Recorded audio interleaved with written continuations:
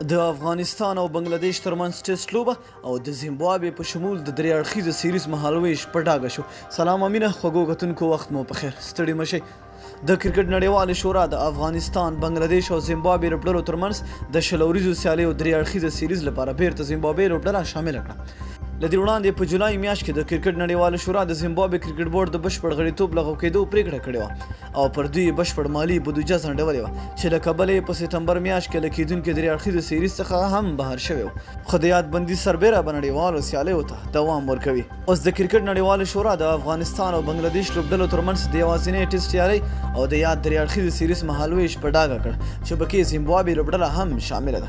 افغان لوبډله به د اګست په 13 نیټه بنگلاديش ته سفر کوي چې له ټیسټ سیالۍ وړاندې به 2 ورځنۍ تمریناتي سیالۍ کوي او له هغې وروسته به 15 تر 9 نیټې د بنگلاديش پر وړاندې یوازینۍ ټیسټ لوبه ترسره کوي.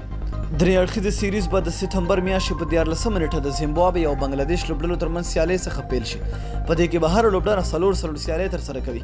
افغان لوبډله به خپله لومړۍ سیالۍ د زیمبابوې پر وړاندې په 14 سپتمبر ترسره کوي چې په پای کې به د دوه مخکې لوبډلو ترمنځ پایلوبه ترسره کیږي. ترلاسه شوي معلوماتو له مخې د افغان کرکټ ملي لوبډلې تر لاره موندونکي لوبغاړي باید د اګست په 13 کابل کې لنډمهالي مشر روزونکي انډیمورس پښتونکي یو ټیسټ ورکړي او بیا به بنگلاديش ته روانه شي. نو ډیره مینه او مننه چې ویډیو مو راسره تر پایه وکتل. د لا نورو ښکلو معلوماتو لپاره زمونږ چینل سره سبسکرایب کړئ. تر بل ویډیو د الله